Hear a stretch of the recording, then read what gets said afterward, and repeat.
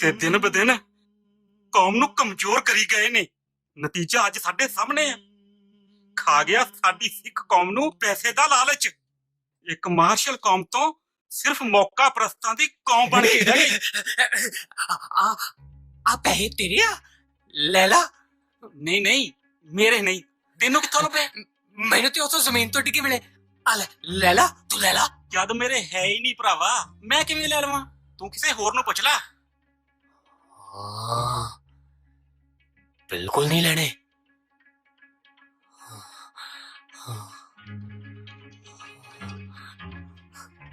ਹਾਂ, ਬਿਲਕੁਲ ਨਹੀਂ ਲੈਣੇ। ਕਦੇ ਕਿਸੇ ਨਾਲ ਧੋਖਾ ਨਹੀਂ ਕਰਨਾ, ਕਦੇ ਕਿਸੇ ਦਾ ਪੈਸਾ ਨਹੀਂ ਮਾਰਨਾ, ਕਦੇ ਕਿਸੇ ਦਾ ਹੱਕ ਨਹੀਂ ਖਾਣਾ।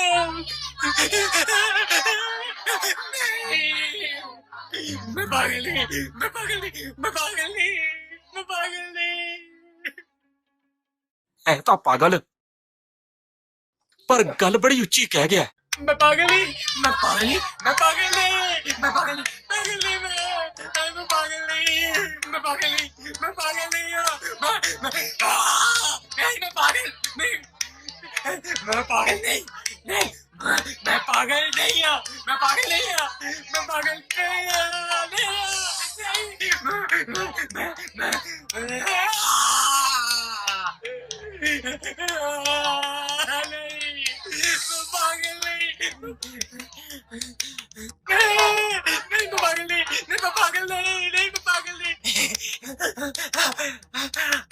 मेरी मुट्ठी च की अब पैसे तेरे? ओ नहीं मेरे नहीं। तेरे ले ला, नहीं, मेरे मैंने नहीं। टिके लबे ले ला। नहीं नहीं मेरे ले ला। बिल्कुल नहीं लेने। गल सुनना मेरी, कदे किसी नाल धोखा नहीं करना, कदे किसी दा पैसा नहीं मारना, कदे किसी दा हक नहीं खाना। हक पर आया नानका, हक पर आया नानका, उस सुअर उस गाय, उस सुअर उस गाय, हक पर आया नानका, उस सुअर उस गाय, हक पर आया नानका, उस सुअर उस गाय।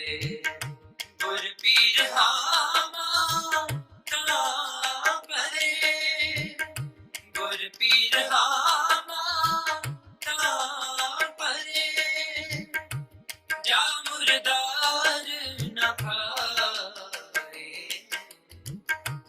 जा मुर्दार न खाए, हक पर आया नानका, उस सुअर उस गाय, हक पर आया नानका, उस सुअर उस गाय।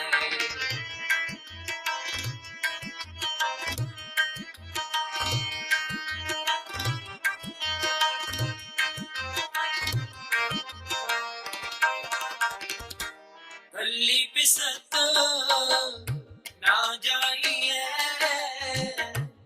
छुटे सच कमाए, छुटे सच कमाए, हक पर आया नानका, उस सुअर उस गाय, हक पर आया नानका, उस सुअर उस गाय।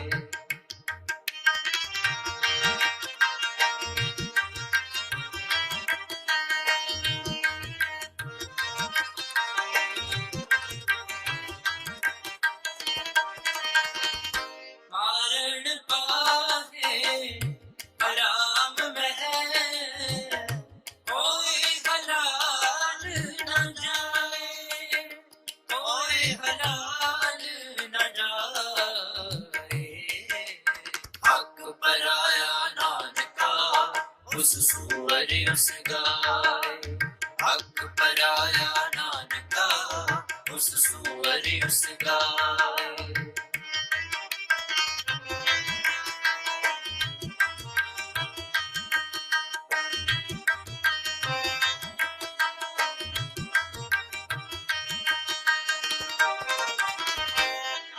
ਨਾਨਕ ਗੱਲੀ ਓੜੀ ਓੜੋ ਬੱਲੇ ਪਾਏ ਓੜੋ ਬੱਲੇ ਪਾਏ ਹੱਕ ਪਰਾਇਆ ਨਾਨਕਾ ਉਸ ਸੂਰ ਉਸ ਗਾਏ ਹੱਕ ਪਰਾਇਆ ਨਾਨਕਾ ਉਸ ਸੂਰ ਉਸ ਗਾਏ ਹੱਕ ਪਰਾਇਆ ਨਾਨਕਾ।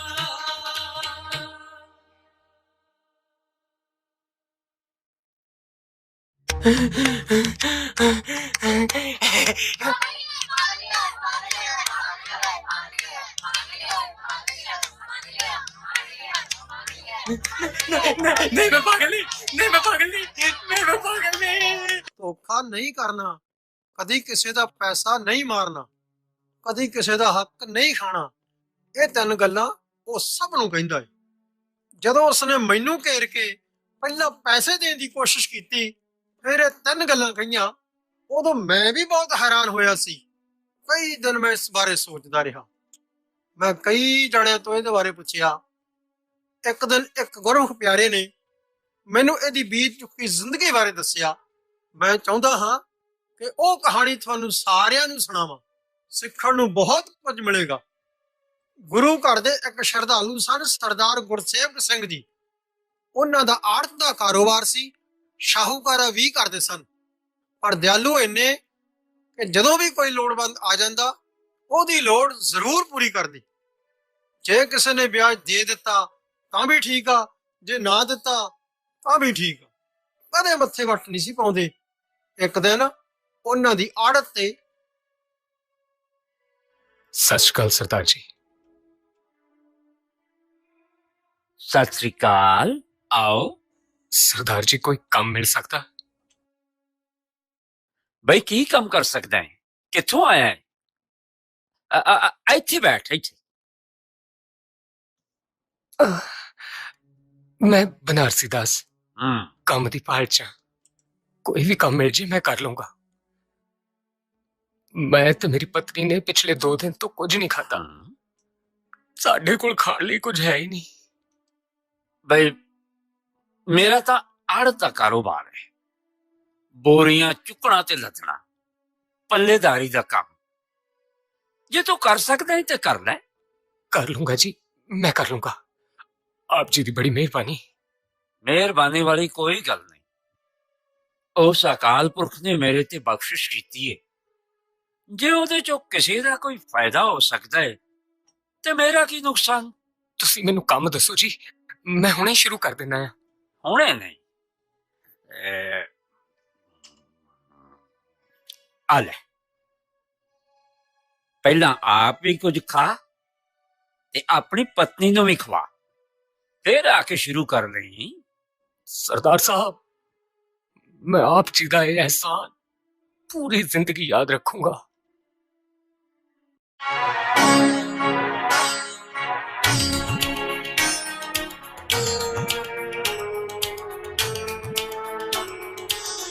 किरत विरत कर धर्म दी, किरत विरत कर धर्म दी।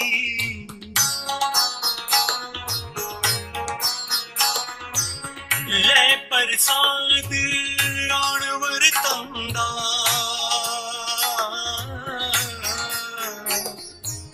ले प्रसाद आण वरतंदा। किरत विरत कर धर्म दी, किरत विरत कर धर्म दी, किरत विरत कर धर्म दी।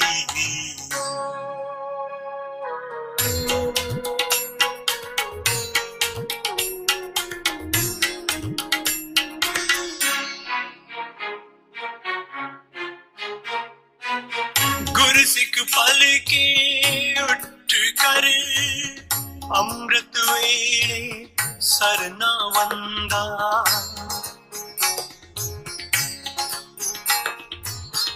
गुर के बचन उचार के त्रमशाला दी सुरत करंदा। त्रम ਸਾਲਾਂ ਦੀ ਸੂਰਤ ਕਰਨ ਦਾ ਕਿਰਤ ਵਿਰਤ ਕਰ ਧਰਮ ਦੀ ਕਿਰਤ ਵਿਰਤ ਕਰ ਧਰਮ ਦੀ ਲੈ ਪ੍ਰਸਾਦ ਆਣ ਵਰਤੰ ਦਾ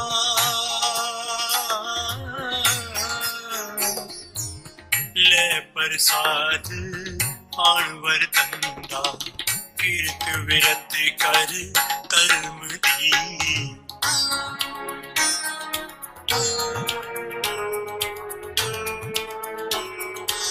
ਸਾਧ ਸੰਗਤ ਵਿੱਚ ਜਾਇ ਕੇ ਗੁਰਬਾਣੀ ਦੇ ਪ੍ਰੀਤ ਸੁਣਦਾ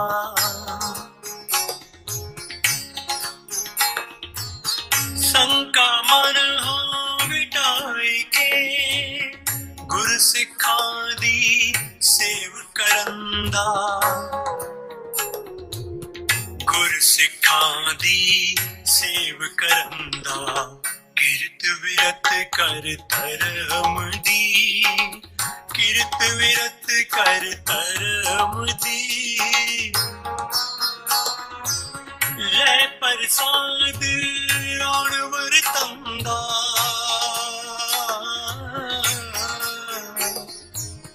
ਲੈ ਪ੍ਰਸਾਦ ਆਣ ਵਰਤੰ ਦਾ ਕਿਰਤ ਵਿਰਤ ਕਰ ਧਰਮ ਦੀ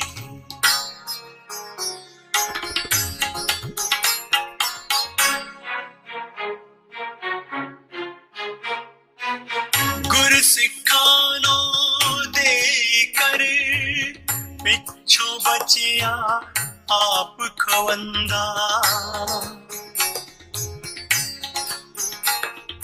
ਕਲੀ ਕਾਲ ਪਰਗਾਸ ਕਰ ਗੁਰ ਚੇਲਾ ਚੇਲਾ ਗੁਰ ਸੰਦਾ ਗੁਰਮੁਖ ਗਾਡੀ ਰਾਹ ਚਲੰਦਾ ਕਿਰਤ ਵਿਰਤ ਕਰ ਧਰਮ ਦੀ ਕਿਰਤ ਵਿਰਤ ਕਰ ਧਰਮ ਦੀ ਲੈ ਪ੍ਰਸਾਦ ਆਣ ਵਰਤੰ ਦਾ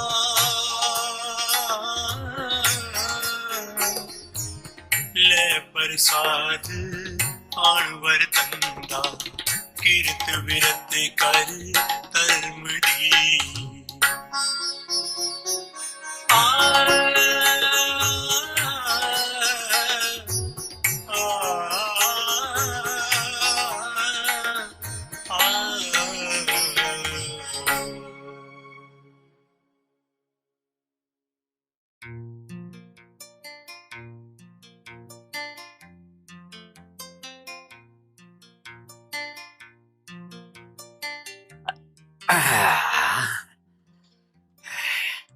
देवनहार दातार किस मोक्ष लाइए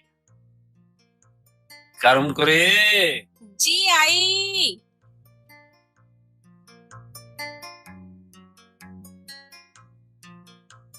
आ गए तुसी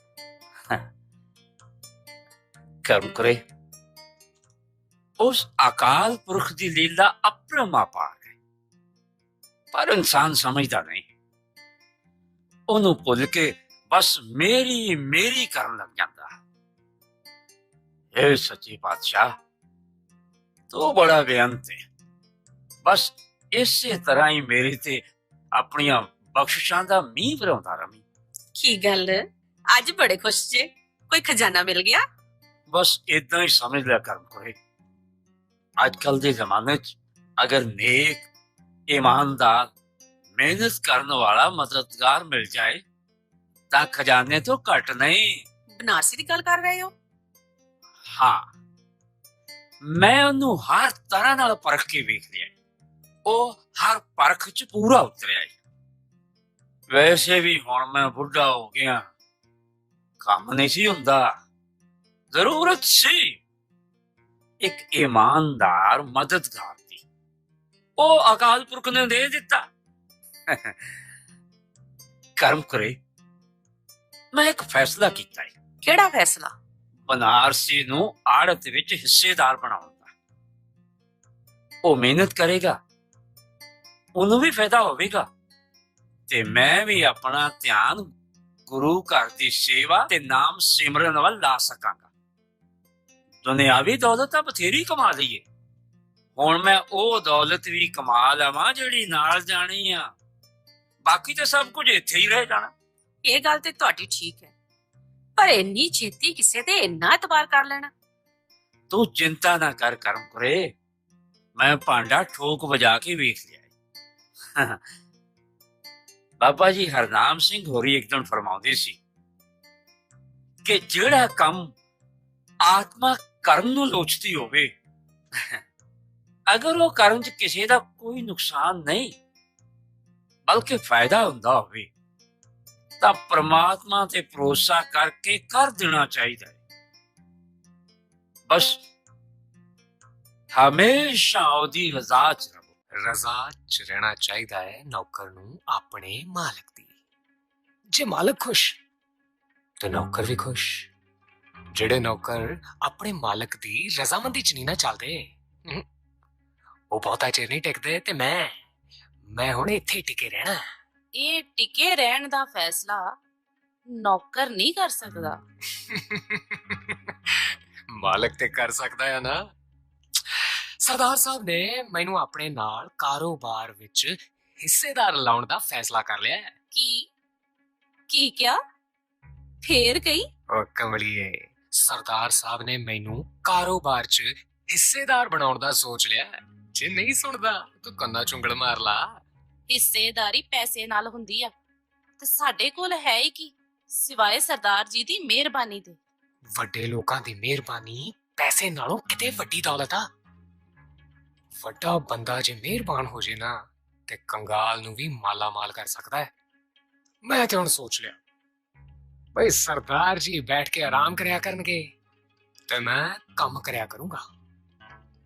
ਤੇ ਉਦੋਂ ਤੱਕ ਕੰਮ ਕਰਦਾ ਰਹੂੰ ਜਦੋਂ ਤੱਕ ਮੇਰੇ ਨਾਂ ਦੇ ਅੱਗੇ ਸੇਠ ਬਨਾਰਸੀ ਦਾਸ ਨਹੀਂ ਲੱਗ ਜਾਂਦਾ। ਮੈਨੂੰ ਜਿਹਦੀ ਤਲਾਸ਼ ਸੀ ਉਹ ਮਿਲ ਗਿਆ ਹੈ। ਜਿਹੜੀ ਮੰਜ਼ਿਲ ਤੇ ਸੁਪਨੇ ਮੈਂ ਵੇਖਿਆ ਕਰਦਾ ਸੀ ਉਹ ਹੁਣ ਮੈਨੂੰ ਹਕੀਕਤ 'ਚ ਨਜ਼ਰ ਆਉਣ ਲੱਗ ਪਈ ਹੈ। ਮੈਂ ਕਿਹਾ ਜੀ ਸੁਪਨੇ ਲੈਣੇ ਛੱਡ ਦਿਓ ਤੇ ਸੌਂ ਜਾਓ। ਜੇ ਕਿਸੇ ਨੇ ਸੁਣ ਲਿਆ, ਸੇਠ ਦਾ ਤਾਂ ਪਤਾ ਨਹੀਂ, ਨਾ ਅੱਗੇ ਸ਼ੇਖ ਚਿੱਲੀ ਜ਼ਰੂਰ ਲੱਗ ਜਾਣਾ।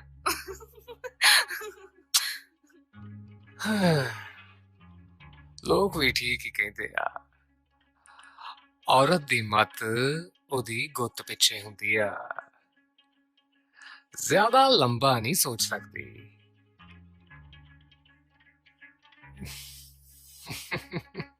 ਸੇਠ ਬਨਾਰਸੀ ਦਾਸ।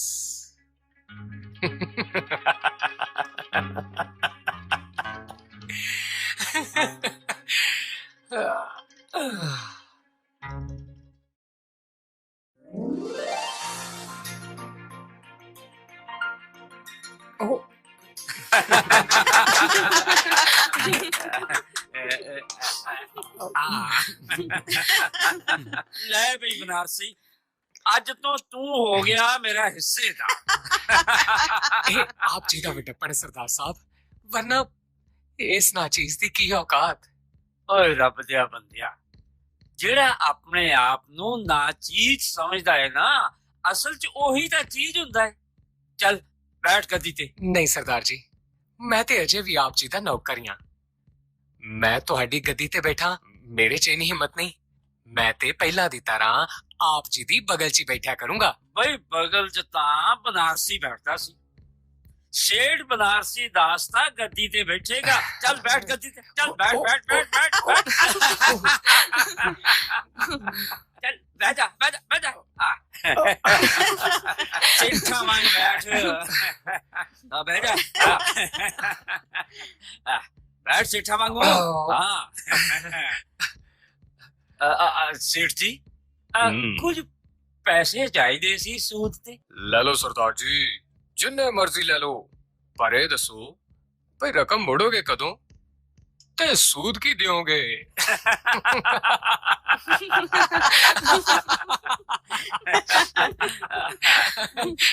ਲਾ ਬਈ ਆਪਾਂ ਸੁਰਖਰੂ ਆਪਣੀ ਹੋ ਗਈ ਛੁੱਟੀ।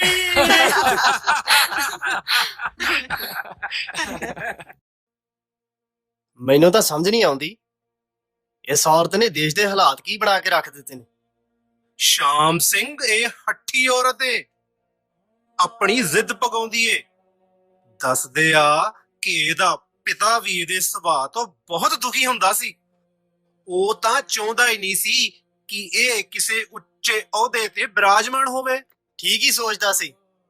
ਇਹ ਵੀ ਕੀ ਹੱਠ ਹੋਇਆ, ਕਿਸੇ ਕੌਮ ਨੂੰ ਉਹਦਾ ਬਣਦਾ ਹੱਕ ਵੀ ਨਹੀਂ ਦੇਣਾ, ਤੇ ਜੇ ਉਹ ਹੱਕੀ ਮੰਗਾਂ ਲਈ ਆਵਾਜ਼ ਉਠਾਵੇ ਤੇ ਬੋਲਣ ਵੀ ਨਹੀਂ ਦੇਣਾ। ਤਾਂ ਹੀ ਤਾਂ ਸਿੱਖ ਕੌਮ ਦੇ ਆਗੂਆਂ ਨੇ ਕੇਂਦਰ ਸਰਕਾਰ ਵਿਰੁੱਧ ਧਰਮ ਯੁੱਧ ਮੋਰਚਾ ਲਾ ਰੱਖਿਆ। ਰੋਜ਼ਾਨਾ ਗੁਰੂ ਰਾਮਦਾਸ ਦੀ ਨਗਰੀ ਸ੍ਰੀ ਅੰਮ੍ਰਿਤਸਰ ਤੋਂ ਹਜ਼ਾਰਾਂ ਦੀ ਸੰਖਿਆ 'ਚ ਸਿੱਖ ਗ੍ਰਿਫਤਾਰੀਆਂ ਦੇ ਰਹੇ ਨੇ। ਤਾਈਓ ਤਾਂ ਇਸ ਸਮੇਂ ਪੂਰੀ ਤਰ੍ਹਾਂ ਸਿੱਖ ਕੌਮ ਤੋਂ ਖਿਜੀ ਬੈਠੀ ਆ।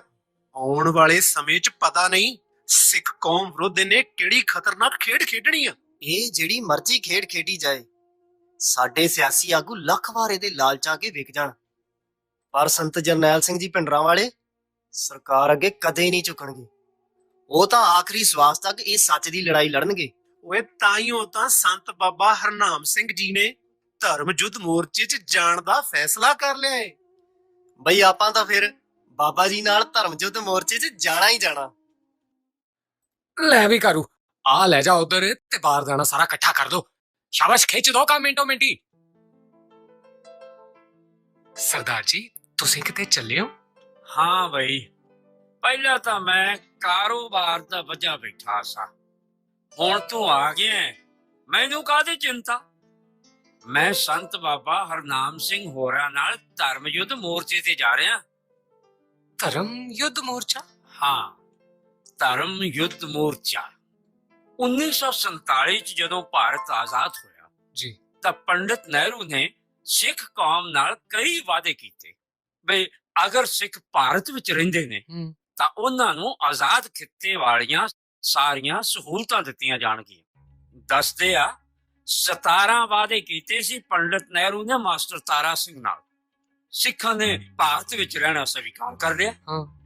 ਅੱਜ 34 ਵਰੇ ਬੀਤ ਗਏ ਨੇ, ਇੱਕ ਵੀ ਵਾਅਦਾ ਪੂਰਾ ਨਹੀਂ ਕੀਤਾ, ਬਲਕਿ ਸਿੱਖ ਕੌਮ ਦੀ ਹਾਲਤ ਪਹਿਲਾਂ ਨਾਲੋਂ ਕਿਤੇ ਮਾੜੀ ਕਰ ਦਿੱਤੀ ਗਈ ਹੈ। ਹੁਣ ਸਿੱਖ ਕੌਮ ਨੇ ਆਪਣੀਆਂ ਜਾਇਜ਼ ਮੰਗਾਂ ਮਨਵਾਉਣ ਲਈ ਔਰ ਅਮਨ ਮੋਰਚਾ ਲਾਇਆ ਹੈ ਕੇਂਦਰ ਸਰਕਾਰ ਦੇ ਖਿਲਾਫ। ਤੇ ਉਹਨੂੰ ਨਾਂ ਦਿੱਤਾ ਹੈ ਧਰਮ ਯੁੱਧ ਮੋਰਚੇ ਦਾ। ਸੰਤ ਬਾਬਾ ਹਰਨਾਮ ਸਿੰਘ ਜੀ ਇੰਨੀ ਵਡੇਰੀ ਉਮਰ ਹੋਣ ਦੇ ਬਾਵਜੂਦ ਗ੍ਰਿਫਤਾਰੀ ਦੇਣ ਜਾ ਰਹੇ ਨੇ, ਤੇ ਸਾਡਾ ਫਰਜ਼ ਨਹੀਂ ਬਣਦਾ? ਬਣਦਾ ਹੈ ਜੀ, ਬਿਲਕੁਲ ਬਣਦਾ ਹੈ। ਮੈਂ ਬਾਬਾ ਜੀ ਨਾਲ ਮੋਰਚੇ 'ਚ ਗ੍ਰਿਫਤਾਰੀ ਦੇਣ ਜਾ ਰਿਹਾ। ਆ ਲੈ, ਆ ਰੱਖ ਲੈ। ਸਰਦਾਰ ਜੀ ਇਹ ਕੀ ਕਾਦੇ ਕਾਗਜ਼? ਇਹ ਕਾਰੋਬਾਰ ਦਾ ਮੁਖਤਿਆਰਨਾਮਾ ਹੈ, ਮੈਂ ਤੇਰੇ ਨਾਂ ਕਰ ਦਿੱਤਾ ਹੈ। ਪਤਾ ਨਹੀਂ ਮੈਂ ਕਦੋਂ ਮੁੜਾਂ, ਮਗਰੋਂ ਤੈਨੂੰ ਕੋਈ ਪਰੇਸ਼ਾਨੀ ਨਾ ਹੋਵੇ। ਠੀਕ ਹੈ ਜੀ, ਬਿਲਕੁਲ ਠੀਕ ਹੈ। ਮਗਰੋਂ ਘਰ ਦਾ ਖਿਆਲ ਤੂੰ ਰੱਖਣਾ ਹੈ। ਸਰਦਾਰਨੀ ਨੂੰ ਕਿਸੇ ਚੀਜ਼ ਦੀ ਲੋੜ ਹੋਈ ਨਾ ਤੇ ਤੂੰ ਲਿਆ ਕੇ ਦੇਣੀ ਆ। ਸਰਦਾਰ ਜੀ ਤੁਸੀਂ ਬਿਲਕੁਲ ਚਿੰਤਾ ਨਾ ਕਰਿਓ। ਤੇਰੇ ਹੁੰਦਿਆਂ ਮੈਨੂੰ ਨਹੀਂ ਚਿੰਤਾ ਕੋਈ ਬਨਾਰਸੀ। ਚੰਗਾ, ਮੈਂ ਚੱਲਦਾ ਫਿਰ। ਚੰਗਾ ਸਰਦਾਰ ਜੀ, ਸਤਿ ਸ੍ਰੀ ਅਕਾਲ।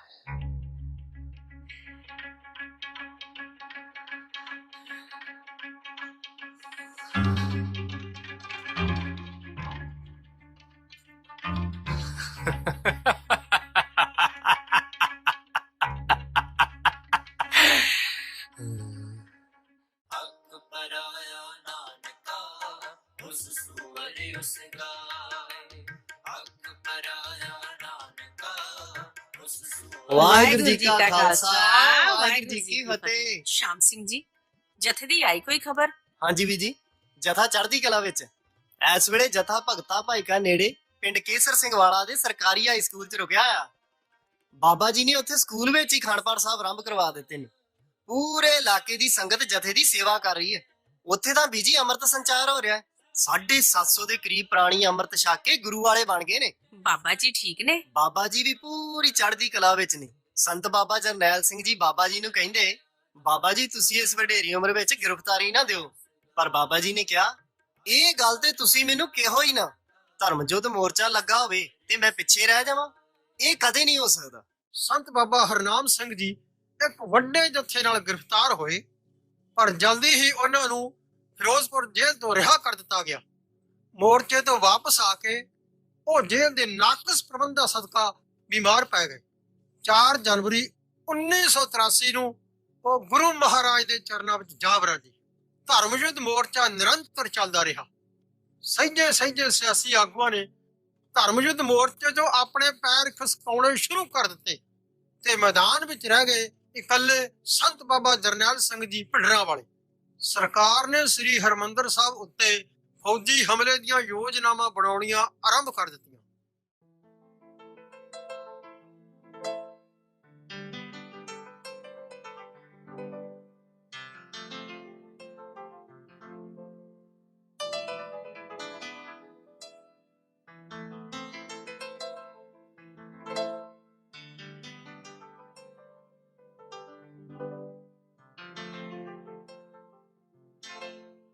ਚੰਗਾ ਬਈ ਕਰਮ ਕਰੇ।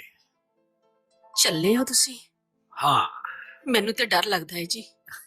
ਸਰਕਾਰ ਦੇ ਇਰਾਦੇ ਠੀਕ ਨਹੀਂ ਲੱਗਦੇ। ਕਰਮ ਕਰੇ। ਗੁਰੂ का खालसा कदे डरिया नहीं करता, बल्कि सीना तान के लड़िया करता है। बड़े हाकम आए, उन्होंने रज के जुल्म कमाए, पर गुरु के खालसे ने कदे किसी दी ईन ना मन्नी। जंगलां च रह के घोड़ियां दियां पिट्ठां ते सौना मंजूर कर लिया, पर किसे जाबर अगे झुकना मंजूर ना कीता। ਉਹ ਵਕਤ ਹੋਰ ਸੀ। ਉਹ ਹਾਕਮ ਦੂਸਰੇ ਮੁਲਕਾਂ ਦੇ ਸਨ, ਦੂਸਰੇ ਧਰਮਾਂ ਦੇ। ਇਹ ਤੇ ਆਪਣੇ ਨੇ। ਕਰਮ करे, ਹੁਣ ਜੇ ਇਹ ਹਰਮੰਦਰ ਸਾਹਿਬ ਤੇ ਹਮਲਾ ਕਰਦੇ ਨੇ, ਫਿਰ ਕਾਦੇ ਆਪਣੇ? ਮੈਨੂੰ ਕਦੇ ਕਦੇ ਮੁਹੰਮਦ ਅਲੀ ਜਿਨਾਹ ਦੀ ਗੱਲ ਬੜੀ ਚੇਤੇ ਆਉਂਦੀ ਹੈ, ਜਿਹੜੀ ਉਹਨੇ ਲਾਹੌਰ ਦੀ ਕਾਨਫਰੰਸ ਵਿੱਚ ਕਹੀ ਸੀ। ਕਿਹੜੀ ਗੱਲ? ਮੁਹੰਮਦ ਅਲੀ ਜਿਨਾਹ ਚਾਹੁੰਦਾ ਸੀ ਕਿ ਪਾਕਿਸਤਾਨ ਬਣਨ ਵੇਲੇ ਸਿੱਖ ਪਾਕਿਸਤਾਨ ਨਾਲ ਲੜ ਜਾਣ, ਪਰ ਮਾਸਟਰ ਤਾਰਾ ਸਿੰਘ ਨੇ ਪੰਡਤ ਨਹਿਰੂ ਨਾਲ ਮੁਲਾਕਾਤ ਕਰਕੇ ਸਮਝੌਤਾ ਕਰ ਲਿਆ ਤੇ ਐਲਾਨ ਕਰ ਦਿੱਤਾ ਕਿ ਅਸੀਂ ਹਿੰਦੁਸਤਾਨ ਵਿੱਚ ਰਵਾਂਗੇ। ਉਸ ਵਕਤ ਲਾਹੌਰ 'ਚ ਮੁਹੰਮਦ ਅਲੀ ਜਿਨਾਹ ਨੇ ਕਿਹਾ ਸੀ ਕਿ ਸਿੱਖ ਕੌਮ ਬਹੁਤ ਵੱਡੀ ਗਲਤੀ ਕਰ ਰਹੀ ਹੈ। ਅੱਜ ਨਹੀਂ, ਪਰ ਸਮਾਂ ਬੀਤਣ ਉਪਰੰਤ ਜਦੋਂ ਇਹਨਾਂ ਨੂੰ ਅਹਿਸਾਸ ਹੋਏਗਾ ਕਿ ਹਾਥੀ ਦੇ ਦੰਦ ਖਾਣ ਨੂੰ ਹੋਰ ਤੇ ਵਿਖਾਉਣ ਨੂੰ ਹੋਰ ਹੁੰਦੇ ਨੇ, ਤਾਂ ਬਹੁਤ ਪਛਤਾਏਗੀ। ਪਛਤਾਵਾ ਤੇ ਸ਼ੁਰੂ ਹੋ ਹੀ ਗਿਆ ਹੈ।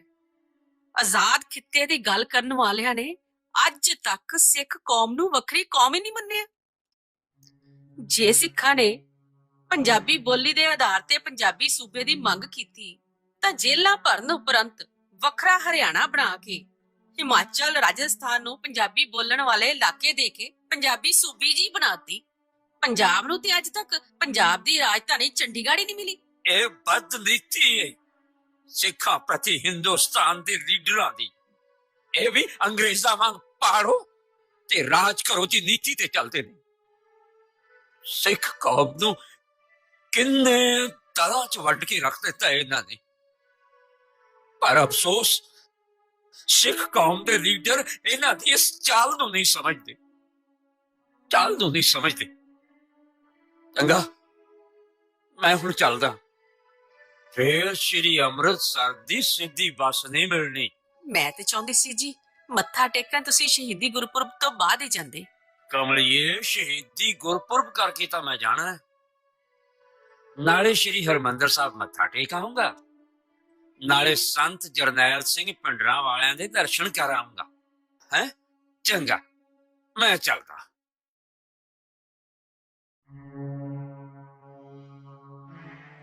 ਚੰਗਾ। ਵਾਹਿਗੁਰੂ ਜੀ ਕਾ ਖਾਲਸਾ, ਵਾਹਿਗੁਰੂ ਜੀ ਕੀ ਫਤਿਹ। ਵਾਹਿਗੁਰੂ ਜੀ ਕਾ ਖਾਲਸਾ ਵਾਹਿਗੁਰੂ ਜੀ ਕੀ ਫਤਿਹ।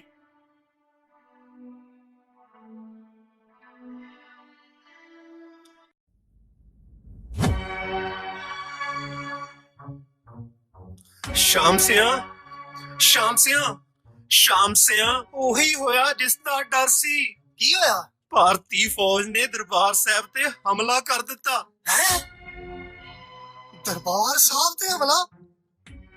ਉਹ ਤੇਰਾ ਕੱਖ ਨਾ ਰਹੇ ਪਾਪੜੇ, ਤੈਨੂੰ ਤੋਈ ਜਾਨੀ ਢੋਈ ਨਾ ਮਿਲੇ। ਮੰਦਾ ਕੀਤਾ ਹੀ ਮੈਂ ਗੁਰੂ ਘਰ ਖਲੋ ਕੇ ਤੈਨੂੰ ਬਾਤੋਂ ਦੇ ਰਿਹਾ ਈ। ਜ਼ਾਲਮੇ, ਤੂੰ ਗੁਰੂ ਰਾਮਦਾਸ ਮਹਾਰਾਜ ਦੇ ਪਵਿੱਤਰ ਸਥਾਨ ਤੇ ਗੋਲੀਆਂ ਚਲਵਾਈਆਂ। ਅੰਤ ਤੇਰਾ ਵੀ ਗੋਲੀ ਹੋਊ ਗੋਲੀ। ਸ਼ਾਮ ਸਿਆ ਹੌਸਲਾ ਕਰ, ਗੁਰੂ ਦਾ ਖਾਲਸਾ ਹੌਸਲਾ ਨਹੀਂ ਢਾਉਂਦਾ, ਹਮੇਸ਼ਾ ਚੜ੍ਹਦੀ ਕਲਾ ਵਿੱਚ ਰਹਿੰਦਾ ਏ। ਇਹ ਕਿਰਤ ਕਣ ਨਿਕਲੇ ਨੇ, ਕਿਰਤ ਕਣ ਇਹਨਾਂ ਨੇ ਸਿੱਖ ਕੌਮ ਦੇ ਕੀਤੇ ਹੋਏ ਅਹਿਸਾਨਾਂ ਨੂੰ ਭੁਲਾ ਦਿੱਤਾ ਏ। ਨੌਵੇਂ ਪਾਤਸ਼ਾਹ ਸ੍ਰੀ ਗੁਰੂ ਤੇਗ ਬਹਾਦਰ ਜੀ ਨੇ ਹਿੰਦੂ ਧਰਮ ਦੀ ਰੱਖਿਆ ਲਈ ਦਿੱਲੀ ਵਿੱਚ ਜਾ ਕੇ ਸੀਸ ਵਾਰਿਆ। ਸਮੇਂ-ਸਮੇਂ ਸਿੰਘਾਂ ਨੇ ਆਪਣੀਆਂ ਜਾਨਾਂ ਤੇ ਖੇਡ ਕੇ ਇਹਨਾਂ ਦੀਆਂ ਧੀਆਂ ਭੈਣਾਂ ਦੀ ਰੱਖਿਆ ਕੀਤੀ। ਹੱਦ ਹੋ ਗਈ, ਜਿਸ ਕੌਮ ਨੇ ਹਿੰਦੂ ਧਰਮ ਨੂੰ ਧਰਤੀ ਤੇ ਜ਼ਿੰਦਾ ਰੱਖਿਆ, ਇਹ ਉਸੇ ਨੂੰ ਮਿਟਾਉਣ ਤੁਰ ਪਏ। ਇਹਨਾਂ ਜ਼ਾਲਮਾਂ ਨੇ ਦਿਨ ਵਾਰ ਵੀ ਨਹੀਂ ਵੇਖਿਆ। ਗੁਰੂ ਅਰਜਨ ਦੇਵ ਜੀ ਦੇ ਸ਼ਹੀਦੀ ਪੁਰਬ ਤੇ ਕਿੰਨੀ ਸੰਗਤ ਗਈ ਹੁੰਦੀ ਆ ਦਰਬਾਰ ਸਾਹਿਬ। ਔਰਤਾਂ, ਬੱਚਿਆਂ, ਬਜ਼ੁਰਗਾਂ ਦਾ ਕੀ ਹਾਲ ਹੋਇਆ ਹੋਵੇਗਾ। ਉਹ ਕਲ ਜੋਗੜੇ, ਤੇਰਾ ਕਦੇ ਭਲਾ ਨਹੀਂ ਹੋਣਾ। ਸ਼ਾਮ ਸਿਆ, ਇਸ ਅਸਥਾਨ ਤੇ ਅੱਜ ਤੱਕ ਜਿਸਨੇ ਵੀ ਹਮਲਾ ਕੀਤਾ ਏ, ਉਹਦਾ ਹਸ਼ਰ ਮਾੜਾ ਹੋਇਆ ਏ, ਹੋਣਾ ਇਹਦਾ ਵੀ ਮਾੜਾ ਹੀ। ਵਾਹਿਗੁਰੂ ਜੀ। ਵਾਹਿਗੁਰੂ ਜੀ ਮਾਤਾ ਜੀ, ਸਰਦਾਰ ਜੀ ਦੀ ਕੋਈ ਖਬਰ ਆਈ? ਔਂਤਰਿਆਂ ਨੇ ਸਾਰੇ ਪੰਜਾਬ 'ਚ ਕਰਫਿਊ ਲਾਇਆ ਹੈ। ਕੋਈ ਕਿਤੇ ਆ ਜਾ ਹੀ ਨਹੀਂ ਸਕਦਾ। ਹੋਰ ਤੇ ਹੋਰ ਉਹ ਆਪਣੇ ਗੁਰਦੁਆਰਾ ਸਾਹਿਬ ਨੂੰ ਹੀ ਘੇਰੀ ਬੈਠੇ। ਖਬਰ ਕਿੱਥੋਂ ਆਉਣੀ ਹੈ? ਚਲੋ, ਜੋ ਪਾਵੇ ਕਰਤਾਰ ਉਹੀ ਹੋਣਾ। ਕਾਹਦੀ ਚਿੰਤਾ? चिंता है भाई, चिंता है। रोकड़ा देना तेनू की पता तू कदों मुड़ेगा, मोड़ सकेगा भी कि नहीं। ए ते मैं जुआ खेड रहा ते मेरे हिसाब नाल घट व्याज ते जुआ खेडना कोई अकलमंदी नहीं। ਸਰਦਾਰ ਜੀ ਤੇ ਇੰਨਾ ਵਿਆਜ ਨਹੀਂ ਸੀ ਲੈਂਦੇ। तू फिर एक काम कर, ਉਹ ਕੀ? जिथे सरदार जी गए ना, तू भी उत्थे चलिया जा। मैं ते कहना टब्बर भी ले जा। कहंदे उत्थे कोई किसे तो व्याज नहीं लैंदा। ਤੁਸੀਂ ਤਾਂ ਮਜ਼ਾਕ ਕਰਦੇ ਹੋ ਬਨਾਰਸੀ ਜੀ। बनारसी नहीं, सेठ बनारसी दास। हुण इस कारोबार दी जिम्मेवारी मेरी आ। हुण व्याज मेरी मर्जी दा लगूगा।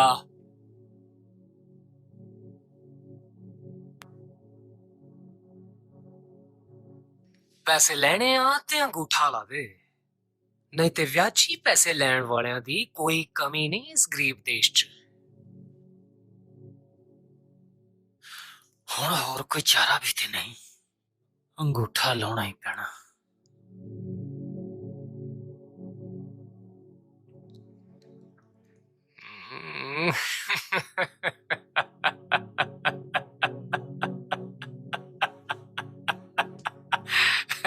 ਸਰਦਾਰ ਗੁਰਸੇਵਕ ਸਿੰਘ ਹੋਰਾਂ ਦੇ ਸ੍ਰੀ ਹਰਮੰਦਰ ਸਾਹਿਬ ਵਿਖੇ ਸ਼ਹੀਦ ਹੋ ਜਾਣ ਤੋਂ ਬਾਅਦ ਬਨਾਰਸੀ ਦੇ ਮਨ ਵਿੱਚ ਬੇਈਮਾਨੀ ਆ ਗਈ।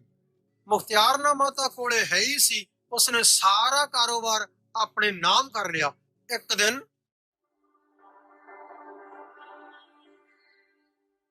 ਵੇ ਮੈਂ ਤੈਨੂੰ ਕਿੰਨੇ ਸਨੇਹ ਕੱਲੇ ਬਨਾਰਸੀ। बनारसी नहीं माता, सेठ, सेठ बनारसी दास। ਰੁੜ ਜਾਣਾ ਵੱਡਾ ਸੇਠ। 3 ਮਹੀਨੇ ਹੋ ਗਏ ਨਾ ਤੂੰ ਘਰ ਕੋਈ ਸਮਾਨ ਲਿਆ ਕੇ ਦਿੱਤਾ ਤੇ ਨਾ ਕੋਈ ਪੈਸਾ ਫੜਾਇਆ। ਉਹ ਪਹਿਲੇ ਤੁਹਾਡਾ ਕਰਜ਼ਾ ਤੇ ਲਾ ਲਵਾਂ ਮਾਤਾ। ਕਰਜ਼ਾ? ਵੇ ਕਾਹਦਾ ਕਰਜ਼ਾ? ਸਰਦਾਰ ਜੀ ਲੋਕਾਂ ਦਾ ਭਲਾ ਕਰਦੇ ਕਰਦੇ ਪਤਾ ਕਿੰਨਾ ਕਰਜ਼ਾ ਸਿਰ ਚੜਾਈ ਬੈਠੇ ਸੀ। ਸਰਦਾਰ ਜੀ ਨੇ ਮੇਰੇ ਨਾਲ ਤੇ ਕਦੀ ਕੋਈ ਗੱਲ ਨਹੀਂ ਕੀਤੀ। ਉਹ ਤਾਂ ਹਮੇਸ਼ਾ ਕਹਿੰਦੇ ਸਨ, ਅਕਾਲ ਪੁਰਖ ਦੀ ਆਪਣੇ ਤੇ ਬੜੀ ਮਿਹਰ ਆ। ਸਿਆਣੇ ਬੰਦੇ ਇਹੋ ਜੀਆਂ ਗੱਲਾਂ ਜਨਾਨੀਆਂ ਨਾਲ ਘੱਟ ਹੀ ਕਰਦੇ ਆ। ਤੂੰ ਇਹ ਗੱਲ ਪਹਿਲਾਂ ਕਿਉਂ ਨਹੀਂ ਦੱਸੀ ਮੈਨੂੰ? ਮਾਤਾ ਤੂੰ ਕੀ ਕਰ ਲੈਣਾ ਸੀ? ਮੈਂ ਸੋਚਿਆ ਇੱਕ ਤੇ ਪਹਿਲਾਂ ਹੀ ਸਰਦਾਰ ਜੀ ਵਾਲੀ ਸੱਟ ਵੱਜੀ ਆ, ਉੱਤੋਂ ਦੂਜੀ ਸੱਟ ਮੈਂ ਕਿਉਂ ਮਾਰਾਂ। ਅੱਜ ਗੱਲ ਚੱਲੀ ਆ ਤਾਂ ਮੈਂ ਦੱਸ ਰਿਹਾ। ਹੁਣ ਇਸ ਆੜਤ ਵਿੱਚ ਤੁਹਾਡਾ ਕੁਝ ਨਹੀਂ ਜੇ ਰਿਹਾ। ਜਿੰਨਾ ਤੁਹਾਡਾ ਹਿੱਸਾ ਸੀ ਮੈਂ ਕਰਜ਼ਾ ਲਾ ਕੇ ਤੁਹਾਨੂੰ ਸੁਰਖਰੂ ਕਰ ਦਿੱਤਾ। ਮੈਂ ਸਭ ਸਮਝਦੀ ਆ ਬਨਾਰਸੀ, ਤੂੰ ਮੈਨੂੰ ਸੁਰਖਰੂ ਨਹੀਂ ਕੀਤਾ।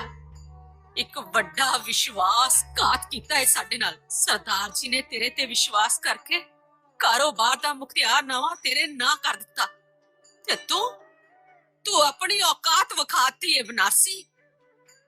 ਅਕਾਲ ਪੁਰਖ ਸਭ ਕੁਝ ਵੇਖ ਰਿਹਾ ਹੈ, ਸਰਦਾਰ ਜੀ ਵੀ ਵੇਖ ਰਹੇ ਨੇ, ਉਹ ਇੱਥੇ ਹੀ ਨੇ। ਕੀ ਸਰਦਾਰ ਜੀ ਇੱਥੇ ਹੀ ਆ? ਹਾਂ, ਉਹਨਾਂ ਦੀ ਆਤਮਾ ਇੱਥੇ ਹੀ ਹੈ, ਸਿਰਫ ਸਰੀਰ ਹੀ ਗਿਆ ਹੈ। ਮੇਰੀ ਗੱਲ ਯਾਦ ਰੱਖੀ, ਜਿਹੜਾ ਕਿਸੇ ਨਾਲ ਧੋਖਾ ਕਰਦਾ ਹੈ ਉਹਨੂੰ ਤਿਲ ਤਿਲ ਦਾ ਲੇਖਾ ਦੇਣਾ ਪੈਂਦਾ ਹੈ। ਤਿਲ ਤਿਲ ਦਾ ਲੇਖਾ ਦੇਣਾ ਪੈਂਦਾ ਹੈ।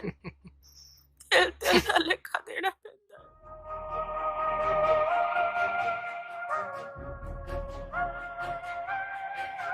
ना तिस पारे पर्वता आसमान खंडे, ना तिस पारे कोटगढ़ कर पार दिसंदे।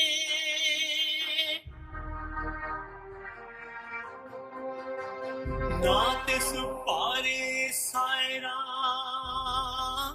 नदवा वहंदे,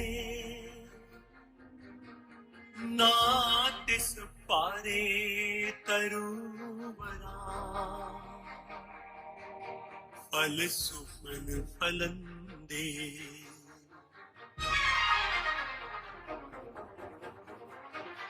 ना तिस पारे जिय जंत अणगणित फिरंदे,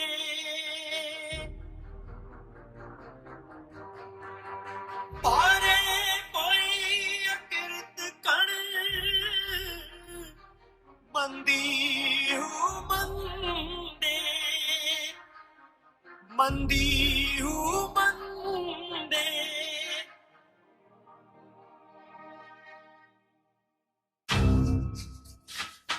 ਇਹ ਤੂੰ ਅੱਛਾ ਨਹੀਂ ਕੀਤਾ, ਕੀ ਅੱਛਾ ਨਹੀਂ ਕੀਤਾ? ਬਹੁਤ ਵੱਡਾ ਧੋਖਾ ਕੀਤਾ ਹੈ ਤੂੰ ਸਰਦਾਰ ਜੀ ਨਾਲ, ਜਿਨ੍ਹਾਂ ਨੇ ਤੈਨੂੰ ਫਰਸ਼ ਤੋਂ ਚੁੱਕ ਕੇ ਅਰਸ਼ ਤੇ ਬਿਠਾਤਾ। ਐਡਾ ਵਿਸ਼ਵਾਸ ਕੀਤਾ ਤੇਰੇ ਤੇ, ਤੂੰ ਉਸ ਦੇਵਤਾ ਜੇ ਇਨਸਾਨ ਦੀ ਪੇਠ 'ਚ ਛੁਰਾ ਮਾਰ ਦਿੱਤਾ।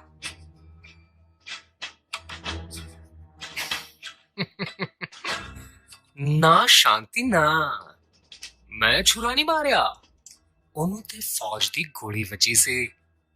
ਆਖੇ ਆ ਬੈਲ ਮੁਝੇ ਮਾਰ, ਕੀ ਲੋੜ ਸੀ ਉੱਥੇ ਜਾਣ ਦੀ ਜਦੋਂ ਉੱਥੇ ਅੱਗ ਵਰ ਰਹੀ ਸੀ। ਤੂੰ ਉਸ ਗੋਲੀ ਨਾਲੋਂ ਵੀ ਵੱਡਾ ਗੁਨਾਹਗਾਰ ਹੈ। ਨਾਗ ਬਣ ਕੇ ਤੂੰ ਉਸੇ ਨੂੰ ਡਸ ਲਿਆ ਜਿਹਨੇ ਤੈਨੂੰ ਦੁੱਧ ਪਿਆਇਆ। ਬਕਵਾਸ ਬੰਦ ਕਰ, ਖਬਰਦਾਰ ਜੀ ਬੋਲੀ ਤਾਂ ਹਲਕ ਚੋਂ ਜ਼ੁਬਾਨ ਖਿੱਚ ਲਵਾਂਗਾ। ਮੈਂ ਤਾਂ ਆਪਣੀ ਜ਼ੁਬਾਨ ਬੰਦ ਕਰ ਲੂੰਗੀ, ਆਖਰ ਪਤਨੀ ਜੋ ਆ ਤੇਰੀ, ਪਰ ਲੋਕਾਂ ਦੀ ਜ਼ੁਬਾਨ ਕੌਣ ਬੰਦ ਕਰੂ? ਲੋਕ ਤਾਂ ਸਭ ਜਾਣਦੇ ਨੇ ਤੂੰ ਕੱਲ ਕੀ ਸੀ, ਤੂੰ ਅੱਜ ਕੀ ਹੈ ਤੇ ਕੀ ਦੀ ਬਦੌਲਤ ਹੈ। ਸ਼ਾਂਤੀ, ਜ਼ਿੰਦਗੀ ਦੀ ਦੌੜ ਜਿੱਤਣ ਦੇ ਬਸ ਦੋ ਹੀ ਤਰੀਕੇ ਨੇ, ਜਾਂ ਤੇ ਤੇਜ਼ ਦੌੜ ਕੇ ਅੱਗੇ ਨਿਕਲ ਜਾਓ ਜਾਂ ਫਿਰ ਨਾਲ ਦੌੜਨ ਵਾਲੇ ਨੂੰ ਠਿੱਪੀ ਦੇ ਕੇ ਸੁੱਟ ਜਾਓ। ਬਾਕੀ ਲੋਕ ਜੋ ਮਰਜ਼ੀ ਕਹਿਣ, ਮੈਂ ਕਿਸੇ ਦੀ ਪਰਵਾਹ ਨਹੀਂ ਕਰਦਾ। ਮੈਂ ਤੇ ਬਸ ਇੰਨਾ ਜਾਣਦਾ ਕਿ ਮੈਂ ਪੈਸਾ ਕਮਾਉਣਾ। ਪੈਸਾ ਕਮਾਉਣਾ ਪਰ ਕਿਹਦੇ ਲਈ? ਆਪਣੇ ਲਈ, ਆਪਣੇ ਬੱਚਿਆਂ ਲਈ। ਬੋਲ, ਪੂਰਾ ਬੋਲ। ਸ਼ਾਇਦ ਤੇਰੀ ਇਸੇ ਨੀਅਤ ਕਰਕੇ ਹੀ ਭਗਵਾਨ ਨੇ ਸਾਨੂੰ ਕੋਈ ਔਲਾਦ ਨਹੀਂ ਦਿੱਤੀ। ਹੁਣ ਸਾਰਾ ਕਸੂਰ ਮੇਰਾ ਕੱਢ ਰਹੀ ਹੈ। ਅਗਰ ਕੋਈ ਬੱਚਾ ਪੈਦਾ ਨਹੀਂ ਹੋਇਆ ਤੇ ਤੇਰੇ ਕਰਕੇ। ਤੂੰ ਵੀ ਬੱਚਾ ਪੈਦਾ ਕਰਨ ਦੇ ਕਾਬਲ ਨਹੀਂ ਹੈ। ਮੇਰੀ ਗੱਲ ਕੰਨ ਖੋਲ ਕੇ ਸੁਣ ਲੈ। ਮੈਂ ਪੈਸੇ ਲੋਕਾਂ ਲਈ ਨਹੀਂ ਕਮਾ ਰਿਹਾ। ਅਗਰ 1 ਸਾਲ ਦੇ ਅੰਦਰ ਅੰਦਰ ਬੱਚਾ ਨਾ ਹੋਇਆ ਤੇ ਕੰਨੋਂ ਫੜ ਕੇ ਬਾਹਰ ਕੱਢ ਦੇਗਾ ਤੇ ਦੂਜੀ ਸ਼ਾਦੀ ਕਰ ਲਵਾਂਗਾ।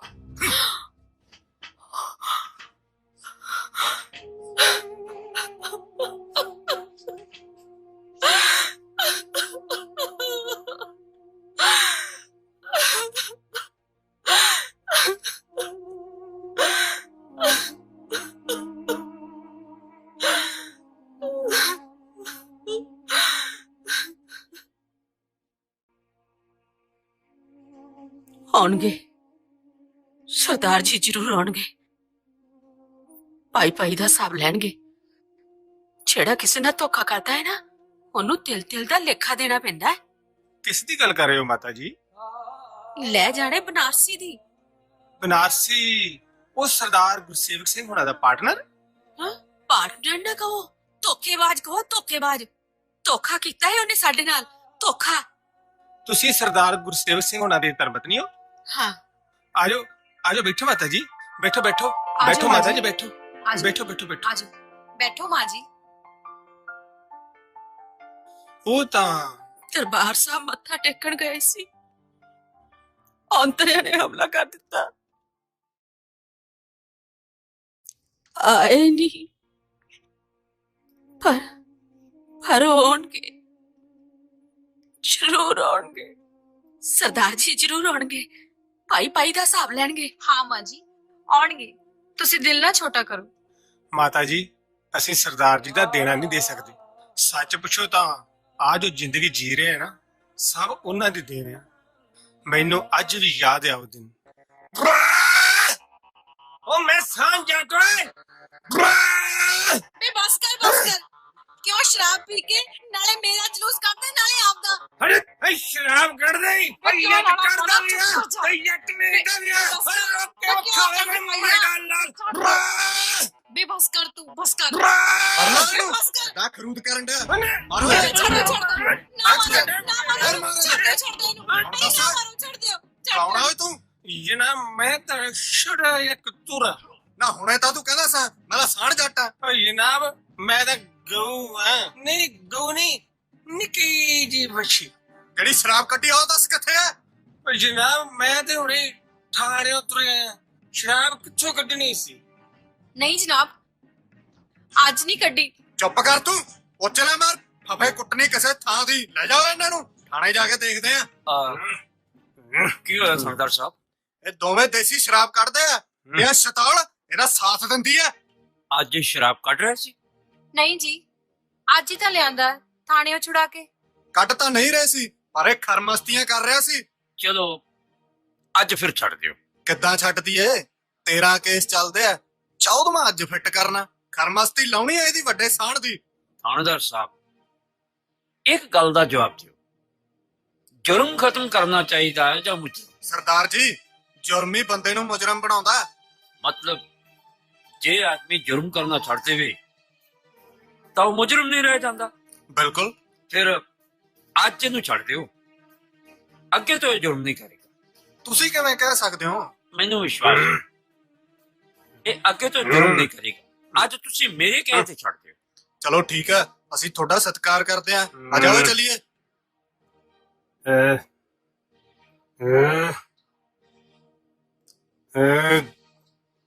ਬੇਬੇ, ਹਾਂਜੀ। ਹੁਣ ਤਾਂ ਇਹ ਅੰਨੇ ਘੋੜੇ ਤੇ ਸਵਾਰ, ਗੱਲ ਸਮਝਣ ਦੇ ਸਮਰੱਥ ਨਹੀਂ। ਕੱਲ ਇਹਨੂੰ ਆੜਤ ਤੇ ਜ਼ਰੂਰ ਕੱਢੀ। ਠੀਕ ਹੈ ਸਰਦਾਰ ਜੀ। ਜਾ ਲੈ ਜਾ ਇਹਨੂੰ ਅੰਦਰ। ਚੱਲ ਚੱਲ ਚੱਲ ਚੱਲ ਅੰਦਰ।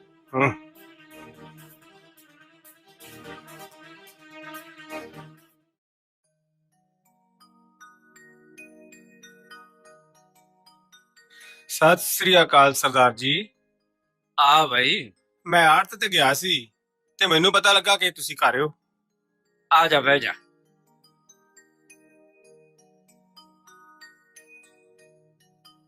ਭਲਿਆ ਲੋਕਾਂ, ਮੈਨੂੰ ਇਹ ਦੱਸ, ਜਿਹੜੇ ਤੂੰ ਇਹ ਚਾਲੇ ਫੜੇ ਆ, ਇਹ ਤੈਨੂੰ ਸ਼ੋਭਾ ਦਿੰਦੇ ਆ? ਸਰਦਾਰ ਜੀ, ਸੱਚ ਪੁੱਛੋ ਤਾਂ ਮੈਂ ਇੱਕ ਕੋੜ ਵੱਢਣਾ ਚਾਹੁੰਦਾ। ਨਸ਼ੇ ਕਰ ਕਰਕੇ ਮੇਰੀ ਬੱਸ ਹੋ ਗਈ ਹੈ।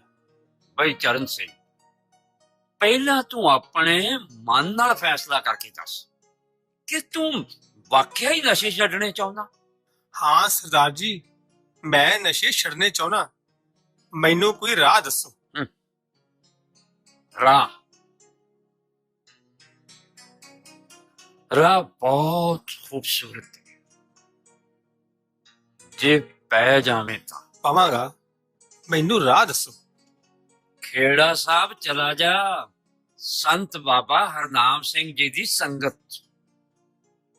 ਅੰਮ੍ਰਿਤ ਪਾਨ ਕਰਕੇ ਗੁਰੂ ਵਾਲਾ ਬਣ ਜਾ। ਜਦੋਂ ਅੰਮ੍ਰਿਤ ਤੇਰੇ ਹਿਰਦੇ ਚ ਚਲਾ ਗਿਆ ਨਾ, ਤਾਂ ਨਸ਼ਿਆਂ ਦੀ ਲਾਲਸਾ ਪਤਾ ਹੀ ਨਹੀਂ ਕਿੱਥੇ ਗਾਇਬ ਹੋ ਜਾਣੀ। ਠੀਕ ਹੈ, ਮੈਂ ਕੋਸ਼ਿਸ਼ ਕਰਾਂਗਾ। ਚਰਨ ਸਿੰਘ, ਕੋਸ਼ਿਸ਼ ਨਹੀਂ, ਫੈਸਲਾ ਕਰ, ਫੈਸਲਾ। ਜਰਾ ਸੋਚ, ਇਹ ਨਸ਼ੇ ਤੈਨੂੰ ਵੀ ਜ਼ਲੀਲ ਕਰਦੇ ਨੇ ਤੇ ਤੇਰੀ ਧਰਮ ਪਤਨੀ ਨੂੰ ਵੀ। ਉਹਦੇ ਦਿਮਾਗ 'ਚ ਬੈਠ ਕੇ ਵਿਚਾਰ, ਉਹ ਕੀ ਮਹਿਸੂਸ ਕਰਦੀ ਹੋਵੇਗੀ ਜਦੋਂ ਪੁਲਿਸ ਵਾਲੇ ਉਹਨੂੰ ਗੰਦੀਆਂ ਗਾਲਾਂ ਕੱਢਦੇ ਹੋਣਗੇ।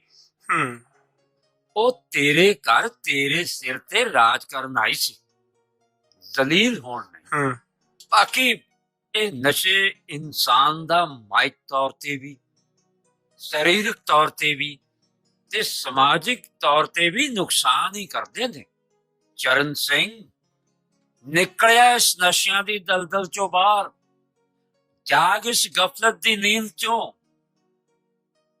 ਆਪਣੀ ਜ਼ਮੀਰ ਦੀ ਆਵਾਜ਼ ਸੁਣ ਤੇ ਆਪਣੇ ਫਰਜ਼ ਨੂੰ ਪਹਿਚਾਣ। ਕੀ ਕੀ ਕਿਹਾ? ਫੇਰ ਕਹੀਂ? ਮੈਂ ਹੁਣ ਅੰਮ੍ਰਿਤ ਛਕ ਲੈਣਾ। ਅੰਮ੍ਰਿਤ ਛਕ ਲੈਣਾ ਤੂੰ? ਅੰਮ੍ਰਿਤ ਛਕਣ ਤੋਂ ਪਹਿਲਾਂ ਆਪਣੀਆਂ ਕਰਤੂਤਾਂ ਤਾਂ ਠੀਕ ਕਰ ਲਾ। ਗਲ 'ਚ ਕਿਰਪਾਨ ਪਾ ਕੇ ਸ਼ਰਾਬ ਕੱਢਿਆ ਤੇ ਵੇਚਿਆ ਕਰੇਗਾ। ਭਲੀਏ ਲੋਕੇ, ਪਿੱਛੇ ਜੋ ਹੋ ਗਿਆ ਸੋ ਹੋ ਗਿਆ। ਮੈਂ ਸਰਦਾਰ ਗੁਰਸੇਵਕ ਸਿੰਘ ਜੀ ਦੇ ਕਹਿਣ ਤੇ ਖੇੜਾ ਸਾਹਿਬ ਗਿਆ ਸੀ ਤੇ ਬਾਬਾ ਹਰਨਾਮ ਸਿੰਘ ਜੀ ਦੇ ਦਰਸ਼ਨ ਕਰਕੇ ਮੇਰੇ ਅੰਦਰ ਇੱਕ ਤਾਰ ਜੀ ਫਿਰ ਗਈ ਤੇ ਮੈਂ ਉਹਨਾਂ ਨੂੰ ਬਚਨ ਦੇ ਕੇ ਆਇਆ, ਹੁਣ ਭਾਵੇਂ ਭੁੱਖੇ ਰਹੀਏ, ਮਰੀਏ ਜਾਂ ਜੀਵੀਏ, ਮੈਂ ਅੱਜ ਤੋਂ ਬਾਅਦ ਕੋਈ ਨਸ਼ਾ ਨਹੀਂ ਕਰਨਾ, ਨਾ ਸ਼ਰਾਬ ਕੱਢਣੀ ਤੇ ਨਾ ਵੇਚਣੀ। ਬੜੀ ਚੰਗੀ ਗੱਲ ਹੈ, ਪਰ ਸੋਚ ਲਾ, ਜੇ ਅੰਮ੍ਰਿਤ ਛਕ ਕੇ ਉਸਨੂੰ ਭੰਗ ਕਰਨਾ ਹੈ, ਇਹੀ ਕਾਰੇ ਕਰਨੇ ਆ, ਤਾਂ ਤੂੰ ਅੰਮ੍ਰਿਤ ਛਕਣ ਤੋਂ ਬਿਨਾਂ ਹੀ ਚੰਗਾ। ਅੰਮ੍ਰਿਤ ਤਾਂ ਛਕੀ ਜੇ ਰਹਿਤ ਬਹਿਤ ਵਿੱਚ ਪੂਰਾ ਉਤਰਨਾ। ਤੂੰ ਚਿੰਤਾ ਨਾ ਕਰ ਨਸੀਬ ਕੁਰੇ, ਅੰਮ੍ਰਿਤ ਛਕ ਕੇ ਹੁਣ ਆਪਾਂ ਨਵੀਂ ਜ਼ਿੰਦਗੀ ਸ਼ੁਰੂ ਕਰਨੀ ਆ। ਅਸਾਂ ਦੋਵਾਂ ਨੇ ਅੰਮ੍ਰਿਤ ਛਕ ਲਿਆ ਤੇ ਅੱਜ ਇੰਨੇ ਸੁਖੀ ਆ ਕਿ ਦੱਸਣ ਲਈ ਸਾਡੇ ਕੋਲ ਲਫ਼ਜ਼ ਨਹੀਂ। ਮੈਂ ਤੇ ਭੁੱਲ ਹੀ ਗਈ, ਮੈਂ ਕਿੱਥੇ ਜਾਣਾ ਸੀ, ਮੈਂ ਕਿੱਥੇ ਜਾਣਾ ਸੀ। ਬੈਠੋ ਮਾਂ ਜੀ, ਬੈਠੋ ਬੈਠੋ ਬੈਠੋ। ਤੁਸੀਂ ਹੁਣ ਕਿਤੇ ਨਹੀਂ ਜਾਣਾ, ਆਪਣੇ ਘਰ ਆ ਗਏ, ਆਪਣੇ ਬੱਚਿਆਂ ਕੋਲ, ਜਿਨ੍ਹਾਂ ਨੂੰ ਤੁਹਾਡੇ ਆਸ਼ੀਰਵਾਦ ਦੀ ਲੋੜ ਹੈ। ਤੇਜਾ ਸਿਆ ਸਿੰਘਾਂ ਨੇ ਹਰਮੰਦਰ ਸਾਹਿਬ ਦੇ ਹਮਲੇ ਦਾ ਬਦਲਾ ਲੈ ਲਿਆ।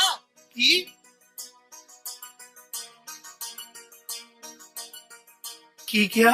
ਸਿੰਘਾਂ ਨੇ ਇੰਦਰਾ ਗਾਂਧੀ ਨੂੰ ਗੋਲੀਆਂ ਮਾਰ ਦਿੱਤੀਆਂ। ਸੁੱਖਾ ਸਿੰਘ ਤੇ ਮਹਿਤਾਬ ਸਿੰਘ ਦਾ ਇਤਿਹਾਸ ਦਰਾ ਦਿੱਤਾ ਈ। ਅੱਜ ਤਰੀਕ ਕਿੰਨੀ ਹੈ? 31 ਅਕਤੂਬਰ। 31 ਅਕਤੂਬਰ। ਗੋਲੀ ਚੱਲਣੀ ਸ਼ੁਰੂ ਹੋਈ 1 ਜੂਨ। 1 ਜੂਨ ਮਤਲਬ 153 ਦਿਨ। ਹੇ ਗੁਰੂ ਰਾਮਦਾਸ ਸੱਚੇ ਪਾਤਸ਼ਾਹ, ਤੇਰੀਆਂ ਤੂੰ ਹੀ ਹੋਏ ਜਾਣੇ। ਤੂੰ ਧੰਨ ਹੈ ਦਾਤਿਆ, ਤੇਰੇ ਦਰਬਾਰ ਤੇ ਜਿਸਨੇ ਵੀ ਚੜਾਈ ਕੀਤੀ ਹੈ ਉਹ ਹਮਲਾਵਰ 153 ਦਿਨ ਹੀ ਜੀਵਿਆ ਹੈ। ਅੱਜ ਇਹ ਇਤਿਹਾਸ 5ਵੀਂ ਵਾਰ ਦੁਹਰਾਇਆ ਗਿਆ। 5ਵੀਂ ਵਾਰ? ਹਾਂ, 5ਵੀਂ ਵਾਰ। ਪਹਿਲੀ ਵਾਰ ਮੱਸਾ ਰੰਗੜ ਨੇ ਹਮਲਾ ਕੀਤਾ ਸੀ 3 ਅਗਸਤ 1740 ਨੂੰ। ਉਸ ਦਾ ਸਿਰ ਵੱਢਿਆ ਸੁੱਖਾ ਸਿੰਘ ਤੇ ਮਹਿਤਾਬ ਸਿੰਘ ਨੇ 2 ਜਨਵਰੀ 1741 ਨੂੰ, ਪੂਰੇ 153 ਦਿਨ ਬਾਅਦ। ਦੂਸਰਾ ਹਮਲਾਵਰ ਆਇਆ ਯਹੀਆ ਖਾਨ 13 ਨਵੰਬਰ 1746 ਨੂੰ। ਉਸ ਨੂੰ ਵੀ ਸਿੰਘਾਂ ਨੇ ਖਤਮ ਕੀਤਾ 13 ਅਪ੍ਰੈਲ 1747 ਨੂੰ। ਪੂਰੇ 153 ਦਿਨ ਬਾਅਦ ਤੀਜਾ ਹਮਲਾ ਕੀਤਾ ਜਹਾਨ ਖਾਨ ਨੇ 18 ਜਨਵਰੀ 1757 ਨੂੰ। ਉਸ ਨੂੰ ਵੀ ਖਤਮ ਕੀਤਾ ਭਾਈ ਲਹਿਣਾ ਸਿੰਘ ਤੇ ਭਾਈ ਦਇਆ ਸਿੰਘ ਨੇ 19 ਜੂਨ 1757 ਨੂੰ। ਪੂਰੇ 153 ਦਿਨ ਬਾਅਦ ਚੌਥਾ ਹਮਲਾਵਰ ਆਇਆ ਅਹਿਮਦ ਸ਼ਾਹ ਅਬਦਾਲੀ 5 ਫਰਵਰੀ 1762 ਨੂੰ। ਉਹਦੇ ਸਿਰ ਵਿੱਚ ਦਰਬਾਰ ਸਾਹਿਬ ਦੇ ਅੰਦਰੋਂ ਹੀ ਇੱਟ ਵੱਜੀ 18 ਜੁਲਾਈ 1762 ਨੂੰ। ਪੂਰੇ 153 ਦਿਨ ਬਾਅਦ ਪੰਜਵੀਂ ਵਾਰ ਹਮਲਾ ਕਰਵਾਇਆ ਇੰਦਰਾ ਗਾਂਧੀ ਨੇ 1 ਜੂਨ 1984 ਨੂੰ। ਇਸ ਨੂੰ ਅੱਜ ਸਿੰਘਾਂ ਨੇ ਮਾਰ ਮੁਕਾਇਆ 31 ਅਕਤੂਬਰ 1984 ਨੂੰ। ਮਤਲਬ ਪੂਰੇ 153 ਦਿਨ ਬਾਅਦ। ਵਾਹ ਗੁਰੂ ਰਾਮਦਾਸ ਸੱਚੇ ਪਾਤਸ਼ਾਹ, ਤੇਰੀ ਲੀਲਾ ਤੂੰ ਹੀ ਜਾਣੇ। ਤੂੰ ਧੰਨ ਹੈ ਸੋਢੀ ਪਾਤਸ਼ਾਹ, ਤੂੰ ਧੰਨ ਹੈ।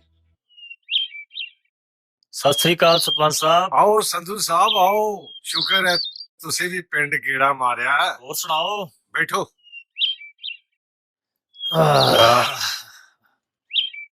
ਅੱਜ ਕੱਲ ਕਿਹੜੇ ਇਲਾਕੇ ਨੂੰ ਭਾਗ ਲਾ ਰਹੇ ਹੋ? ਸਰਪੰਚ ਸਾਹਿਬ ਅੱਜ ਕੱਲ ਤਰਨਤਾਰਨ ਡਿਊਟੀ ਆ। ਕੀ ਹਾਲ ਹੈ ਉਸ ਇਲਾਕੇ ਦਾ? ਹਾਲ ਕਾਹਦਾ, ਬੜਾ ਮਾੜਾ ਹਾਲ ਆ। ਅੱਤਵਾਦੀਆਂ ਨੇ ਨੱਕ 'ਚ ਦਮ ਕੀਤਾ ਆ। ਅੱਤਵਾਦੀਆਂ ਕੇ ਖਾੜਕੂਆਂ? ਇਹ ਤਾਂ ਆਪਣੇ ਆਪ ਨੂੰ ਖਾੜਕੂ ਹੀ ਕਹਿੰਦੇ ਆ, ਪਰ ਸਾਡੇ ਲਈ ਤਾਂ ਅੱਤਵਾਦੀ ਆ। ਚਲੋ ਮੰਨ ਲੈਨੇ ਆ, ਪਰ ਇਹ ਚੰਗੇ ਭਲੇ ਘਰਾਂ ਦੇ ਬੱਚੇ ਇਸ ਰਾਹ ਤੇ ਕਿਉਂ ਤੁਰੇ? ਕਦੀ ਵਿਚਾਰਿਆ ਤੁਸੀਂ? ਸਾਡੇ ਕੋਲ ਇੰਨਾ ਵਕਤ ਕਿੱਥੇ। ਬਸ ਇਹੀ ਬਦਕਿਸਮਤੀ ਹੈ ਸਿੱਖ ਕੌਮ ਦੀ ਤੇ ਤੁਹਾਡੀ ਵੀ। ਤੁਸੀਂ ਸਿੱਖ ਹੋ ਕੇ ਕੌਮ ਪ੍ਰਤੀ ਕੁਝ ਨਹੀਂ ਵਿਚਾਰਦੇ। 1947 ਤੋਂ ਲੈ ਕੇ ਹੁਣ ਤੱਕ ਪੰਜਾਬ ਨਾਲ ਬੇਇਨਸਾਫੀ ਹੁੰਦੀ ਹੈ। ਪਤਾ ਹੈ ਕਿਉਂ? ਕਿਉਂ? ਕਿਉਂਕਿ ਪੰਜਾਬ ਨੂੰ ਸਿਰਫ ਸਿੱਖਾਂ ਦਾ ਸੂਬਾ ਮੰਨਿਆ ਗਿਆ।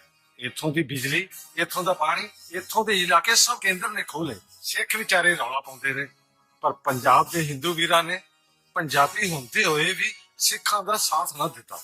ਨੇਕ ਚੰਦ ਜੀ, ਇਹ ਤੁਸੀਂ ਕਹਿ ਰਹੇ ਹੋ? ਤੁਸੀਂ ਤਾਂ ਆਪ ਹਿੰਦੂ ਹੋ। ਮੈਂ ਸੱਚਾ ਈਮਾਨਦਾਰ ਜਾਗਦੀ ਜ਼ਮੀਰ ਵਾਲਾ ਹਿੰਦੂ ਹਾਂ।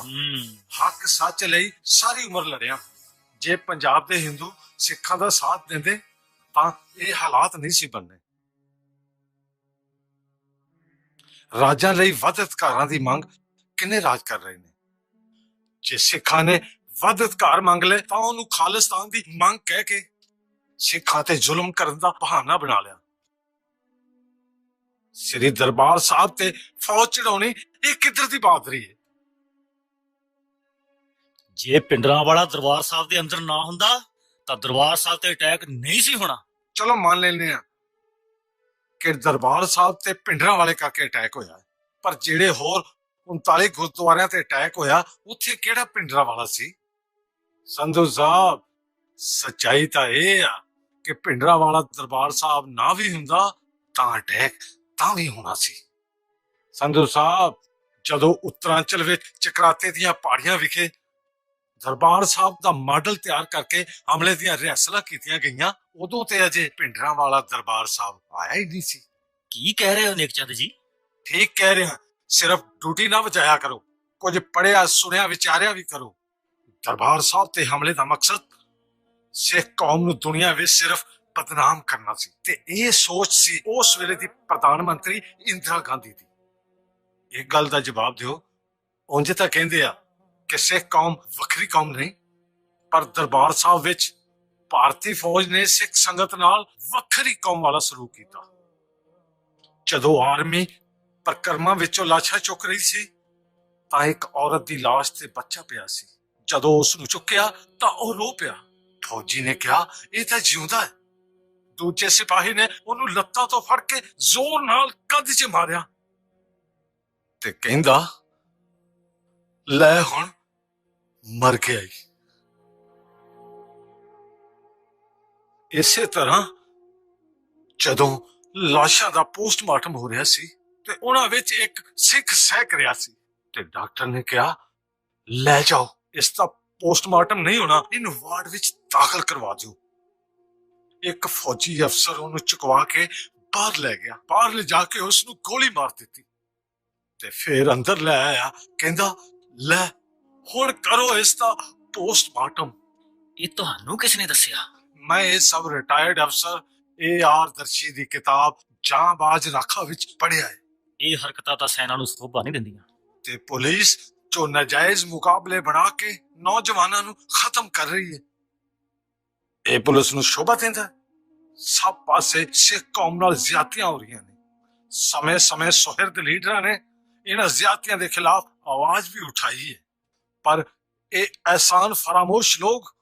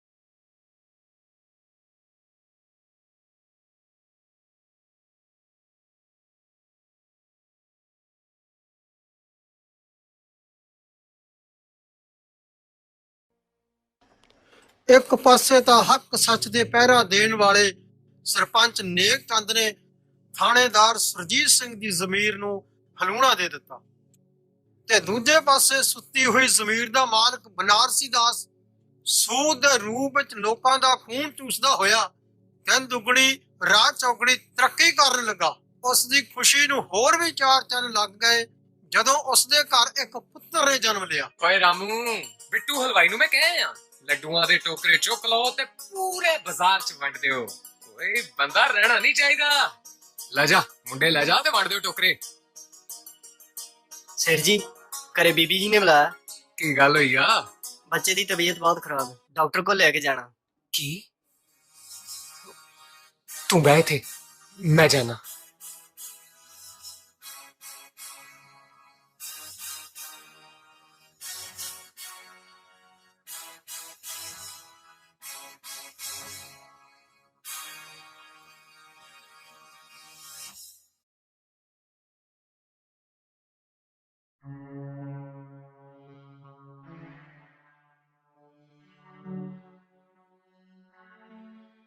ਡਾਕਟਰ ਸਾਹਿਬ, ਗੱਲ ਕੀ ਆ?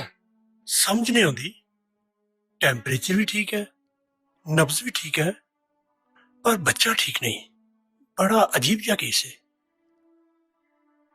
ਤੁਸੀਂ ਇਸ ਤਰ੍ਹਾਂ ਕਰੋ, ਤੁਸੀਂ ਬੱਚੇ ਨੂੰ ਡਾਕਟਰ ਬਾਂਸਲ ਕੋਲ ਲੈ ਜਾਓ। ਉਹ ਬੱਚਿਆਂ ਦੇ ਮਾਹਰ ਡਾਕਟਰ ਨੇ, ਉਹੀ ਡਾਇਗਨੋਜ਼ ਕਰਨਗੇ।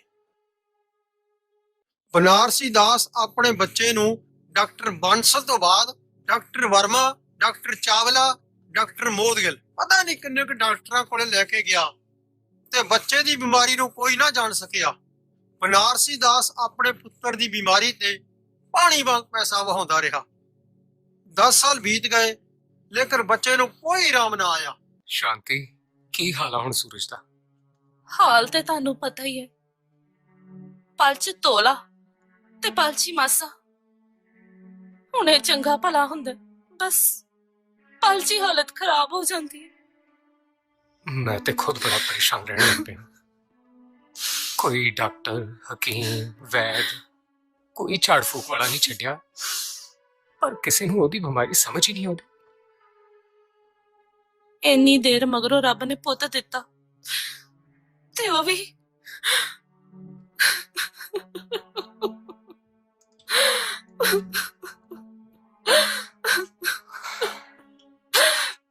ਦਿਲ ਛੋਟਾ ਨਾ ਕਰ ਸ਼ਾਂਤੀ। ਮੈਨੂੰ ਲੱਗਦਾ ਬੱਚੇ ਨੂੰ ਕਰਮ ਰੋਗ ਆ, ਸਮੇਂ ਨਾਲ ਹੀ ਠੀਕ ਹੋਣਾ। ਮੈਂ ਤੁਹਾਨੂੰ ਕਹਿੰਦੀ ਹੁੰਦੀ ਸਾਂ, ਬੇਈਮਾਨੀ ਨਾਲ ਕਮਾਇਆ ਪੈਸਾ ਕਦੇ ਸੁੱਖ ਨਹੀਂ ਦਿੰਦਾ, ਪਰ ਤੁਸੀਂ ਮੇਰੀ ਇੱਕ ਨਾ ਮੰਨੀ। ਤੇਰੇ ਕਹਿਣ ਦਾ ਮਤਲਬ ਸਾਡੇ ਬੱਚੇ ਨੂੰ ਇਹ ਬਿਮਾਰੀ ਸਰਦਾਰ ਜੀ ਦੀ ਵਜ੍ਹਾ ਕਰਕੇ ਆ? ਮੈਨੂੰ ਤਾਂ ਇਹੀ ਲੱਗਦਾ। ਤੂੰ ਚਿੰਤਾ ਨਾ ਕਰਿਆ ਕਰ ਸ਼ਾਂਤੀ, ਮੈਂ ਆਪਣੇ ਪੁੱਤ ਦਾ ਇਲਾਜ ਵੱਡੇ ਤੋਂ ਵੱਡੇ ਡਾਕਟਰ ਕੋਲੋਂ ਕਰਵਾਉਂ, ਭਾਵੇਂ ਉਹਦੇ ਲਈ ਮੈਨੂੰ ਆਪਣਾ ਸਾਰਾ ਕੁਝ ਵੇਚਣਾ ਨਾ ਪਵੇ।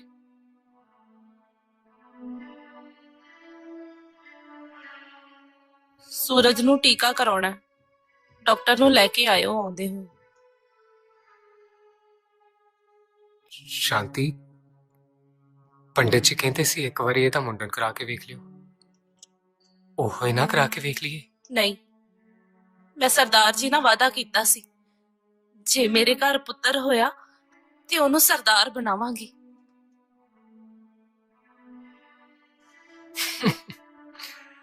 ਕਮਲੀ, ਸਰਕਾਰ ਇਸ ਕੌਮ ਨੂੰ ਮੁਕਾਉਣਾ ਚਾਹੁੰਦੀ ਆ ਤੇ ਇਹ ਪੁੱਤ ਨੂੰ ਸਰਦਾਰ ਬਣਾਈ ਫਿਰਦੀ ਹੈ। ਐਸਦਾ ਐਸਦਾ ਉਸ ਦਾ ਸਭ ਕੁਝ ਵਿਕਦਾ ਚਲਾ ਗਿਆ ਤੇ ਆਖਰਕਾਰ ਤੂੰ ਪਰ ਲਈ ਮੁੱਠ ਜਾ ਰੇਤਾਂ ਦੀ, ਉਹ ਮੁੱਠ ਚੋਂ ਕਿਰਦੀ ਜਾਂਦੀ ਏ, ਕਰ ਧੋਖਾ ਇਕੱਠੀ ਕੀਤੀ ਜਾ, ਉਹ ਦੌਲਤ ਤੁਰਦੀ ਜਾਂਦੀ ਏ। ਇਹ ਦੁਨੀਆ ਇੱਕ ਸਰਾਏ ਹੈ, ਨਾ ਬੈਠ ਕਿਸੇ ਨੇ ਰਹਿਣਾ ਏ, ਨਾ ਬੈਠ ਕਿਸੇ ਨੇ ਰਹਿਣਾ ਏ, ਜੋ ਹੱਕ ਪਰਾਇਆ ਖਾਂਦਾ ਏ, ਜੋ ਹੱਕ ਪਰਾਇਆ ਖਾਂਦਾ ਏ, ਆਖਰ ਪਛਤਾਉਣਾ ਪੈਣਾ ਏ, ਆਖਰ ਪਛਤਾਉਣਾ ਪੈਣਾ ਏ।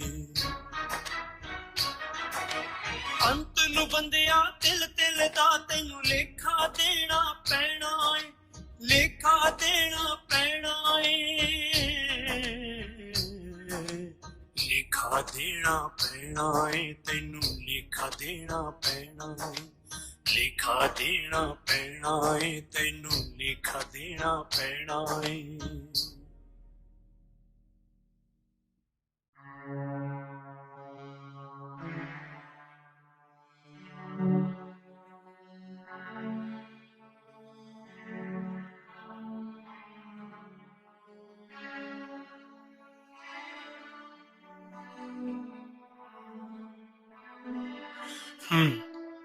ओके, आ दवाई लो, हाँ जी, थोड़ी थोड़ी देर बाद बच्चे ਨੂੰ ਪਿਆਉਂਦੇ ਰਹੋ। ठीक है जी। डॉक्टर साहब कितने पैसे जी? 50 रुपये।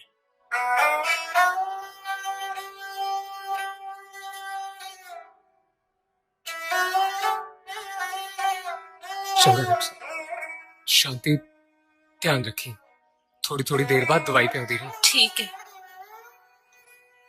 बनारसी दास, बनारसी दास,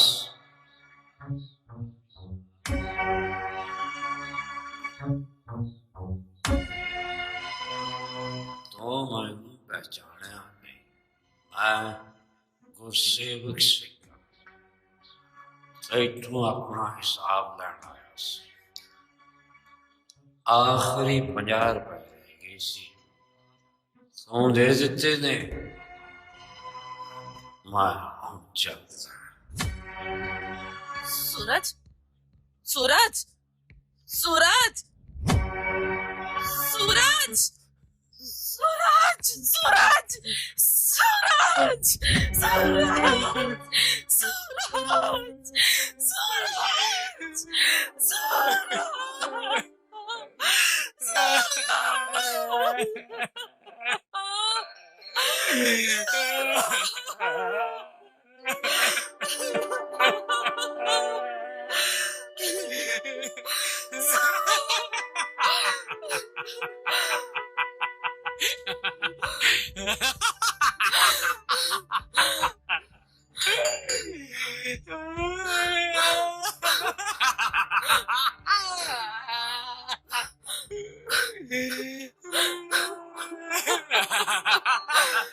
मैं पागल नहीं, मैं पागल नहीं, मैं पागल नहीं, नहीं मैं पागल नहीं। ਬਸ ਉਦੋਂ ਤੋਂ ਇਹਦੀ ਇਹੀ ਹਾਲਤ ਹੈ, ਕਦੀ ਹੱਸਣ ਲੱਗ ਪੈਂਦਾ ਹੈ, ਕਦੀ ਰੋਣ ਲੱਗ ਪੈਂਦਾ ਹੈ। नहीं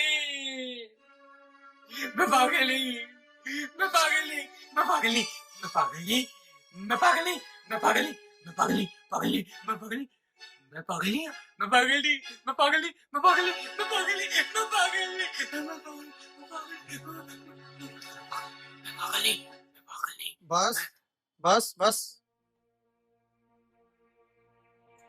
मैं पागल नहीं, मैं पागल नहीं, ਨਹੀਂ ਨਹੀਂ ਤੂੰ ਪਾਗਲ ਨਹੀਂ ਹੈ, ਤੂੰ ਤਾਂ ਬਿਲਕੁਲ ਠੀਕ ਹੈ। मैं पागल नहीं, मैं पागल नहीं, मैं पागल नहीं, मैं ਆ ਤੇਰੀ ਮੁੱਠੀ 'ਚ ਕੀ ਆ? पैसे तेरे आ? लैला ਨਹੀਂ ਮੇਰੇ ਨਹੀਂ, ਤੂੰ ਇਹ ਪੈਸੇ ਗੁਰੂ ਕੀ ਗੋਲਕ ਵਿੱਚ ਪਾ ਦੇ ਅੰਦਰ ਜਾ ਕੇ, ਜਿਹਦੇ ਹੋਣਗੇ ਗੁਰੂ ਸਾਹਿਬ ਨੇ ਆਪੇ ਹੀ ਦੇ ਦੇਣੇ ਆ। हाँ ठीक है। ਆ ਚੱਲ ਮੈਂ ਤੇਰੇ ਨਾਲ ਚੱਲਦਾ, ਸਰੋਪਾ ਲੈ ਕੇ ਤੇਰਾ ਸਿਰ ਢੱਕਦੇ ਆ, ਗੁਰੂ ਘਰ ਮੱਥਾ ਟੇਕ, ਮਹਾਰਾਜ ਭਰੀ ਕਰਨਗੇ। ਆ ਜਾ ठीक।